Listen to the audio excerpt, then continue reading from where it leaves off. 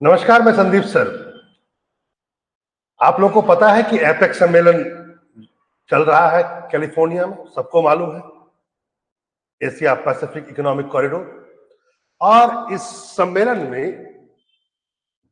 विश्व की दो महाशक्तियां, शी जिनपिंग और चाइना के और अमेरिका के जो बाइडेन, इन दोनों के बीच लगभग 4 घंटे की बात हुई। मतलब उस मंच, एपेक के मंच से अलग इन दोनों के बीच 1-to-1 वार्ताएं हुई, करीब करीब 4 घंटे। पता नहीं, बहुत बड़ी बड़ी बातें कही गई इस मीटिंग के बाद। कई पत्रकारों ने माइलस्टोन कहा, किसी ने कहा यह तो 50 साल पहले जो अमेरिका और चाइना के बीच जो बात हुई थी उससे इन्होंने इसको कंपेयर करना शुरू कर दिया, मानो विश्व का ऑर्डर परिवर्तित होने वाला हो। अब फिर से दुनिया में जो एक तरह से कहा जाए कि न्यू कोल्ड वॉर जो चल रहा है यूएसए और चाइना के बीच, वो अब समाप्त हो जाए। बड़ी बड़ी बातें की गई, लेकिन सच्चाई यह है कि जैसे ही यह बात हुई उसके बाद जो अलग अलग दोनों ने बैठ करके प्रेस कॉन्फ्रेंस किए वहां, और उसके एक दिन के बाद जो जो बाइडेन ने कहा, वो सब इस बात को बताता है कि बहुत देर बातें हुई लेकिन दिल नहीं मिले। जो बात दिल में थी वो जवां पर भी आई। और आप देख सकते हैं न्यूयॉर्क टाइम्स ने लिखा, बाकायदा ये लिखा है कि day after Xi meeting Biden says US has real differences with China. एक दिन के बाद ही वह जो बैंड बाजा के साथ जो 4 घंटे की बात हुई एपेक के मंच पर, जस्ट उसके एक दिन के बाद न्यूयॉर्क टाइम्स कहते हैं, लिखते हैं कि बाइडेन ने कहा कि रियल डिफरेंसेस है हम लोग का चाइना के साथ। अजीब सी बात। हाँ, लेकिन कहीं ना कहीं इस बात को तो स्वीकार करना पड़ेगा कि जो आधे दशक से भी ज्यादा समय से, हाफ डिकेड से भी ज्यादा समय से जो एक दोनों के बीच एक करंट फ्लो हो रहा है, वो जरूर थोड़ा देर के लिए कम करने का प्रयास किया गया इस मीटिंग में। और जो मैंने आपसे कहा कि जो पिछले हाफ डेकेड, जिसको मैं कहूं कि 5 सालों से जो संबंध और ज्यादा खराब हुए, उसको और खराब कर दिया था। ये आपको पता ही होगा कि relation deteriorated in February when a suspected Chinese सिपाही balloon was shot down over the US space. Spy जो बेलून है चाइना का, यूएस ने उस बेलून को मार गिराया जब यूएस ने यह देखा कि वह बेलून, एक जासूसी बेलून जो चाइना का है, वह हमारे एयर स्पेस में दाखिल हो चुका है। फरवरी महीना की बात है।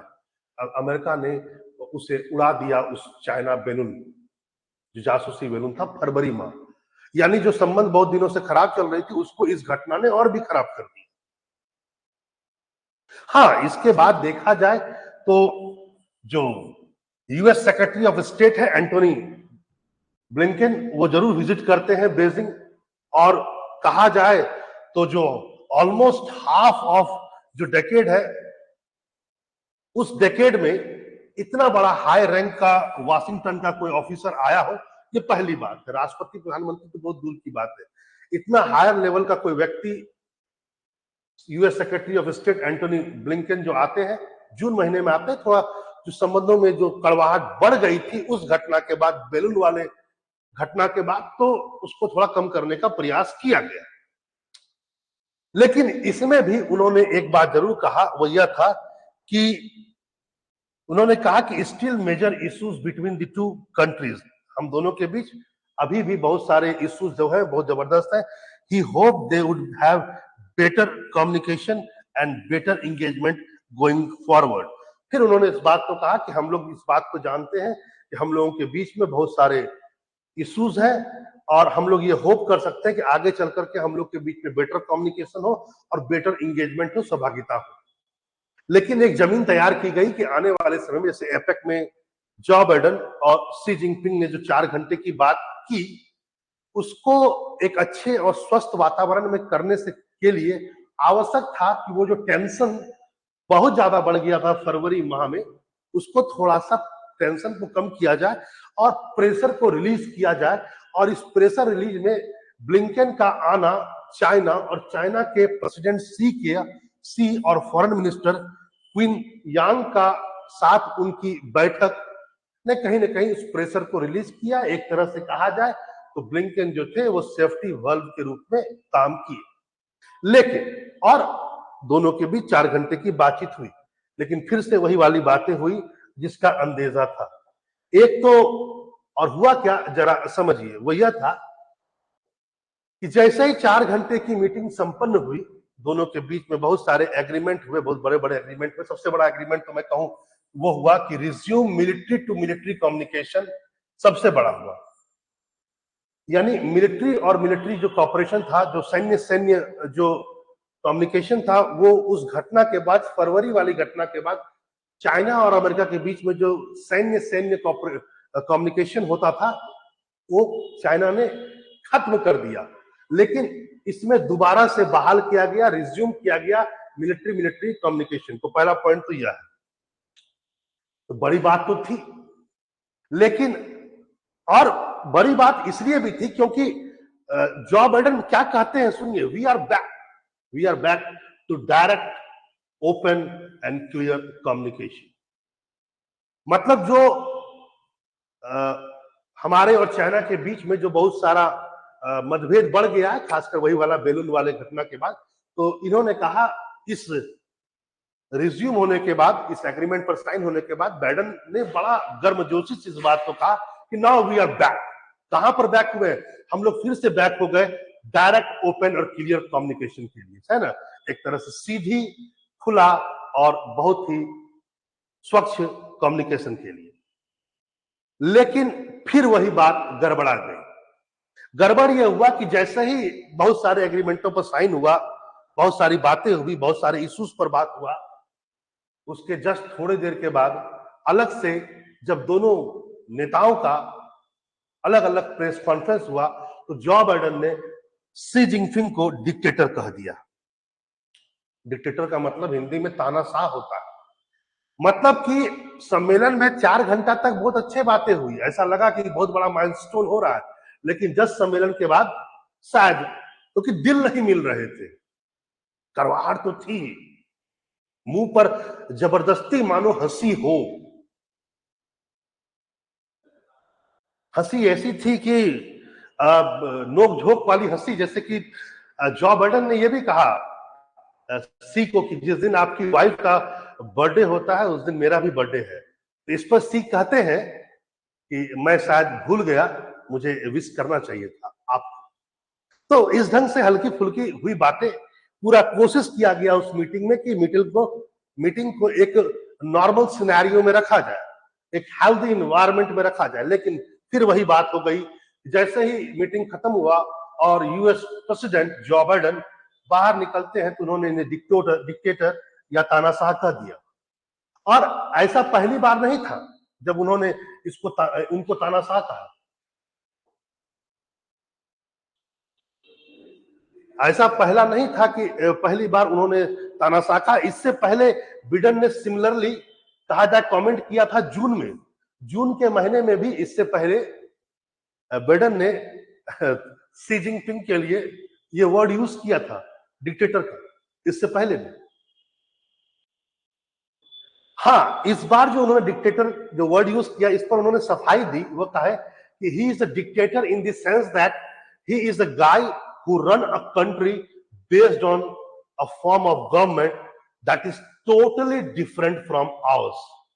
यहां पर उन्होंने इस बात को कहा कि शायद शी जिनपिंग इसलिए डिक्टेटर है क्योंकि वो हम लोगों से पूर्णतः अलग एक ऐसे देश को रूल करते हैं जिसकी शासन व्यवस्था हम लोगों से पूर्णतः अलग है। यहां पर वो ये बात शायद कहना चाहते हैं कि आपके यहाँ वन पार्टी सिस्टम है, इसलिए शी जिनपिंग जैसे लोग डिक्टेटर बनना स्वाभाविक है। यदि पार्टी ज्यादा हो तो अलग अलग पार्टी के लोग भी बन सकते हैं प्रेसिडेंट।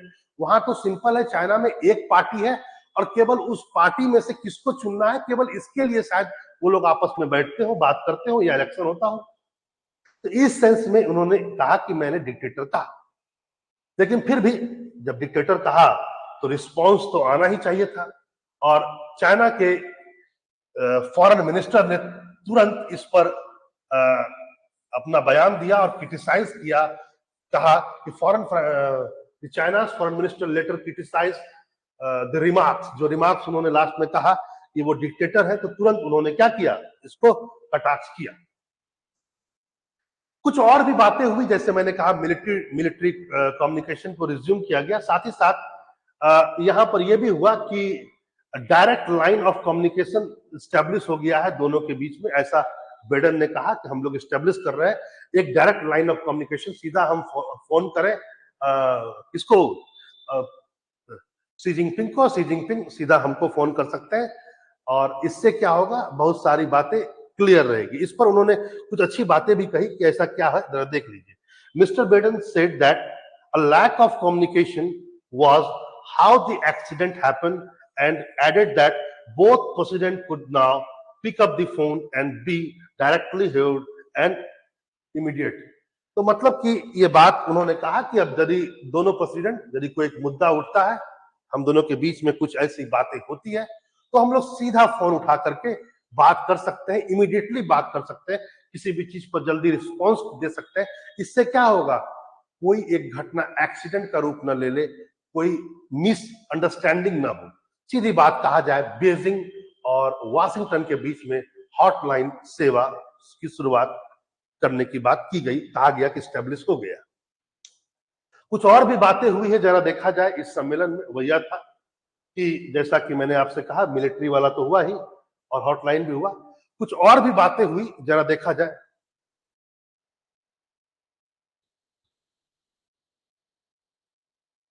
इसमें एक यूएस ने एक बात कहा कि चाइना एक स्टेप उठाए, एक दवाई है, एक ड्रग है जिसका ओवरडोज से बहुत ज्यादा जो यूएस के लोग हैं वो मर रहे हैं, और ये जो ड्रग बनता है, इसका जो सोर्स है वो चाइना है, उस केमिकल का सोर्स, ठीक है।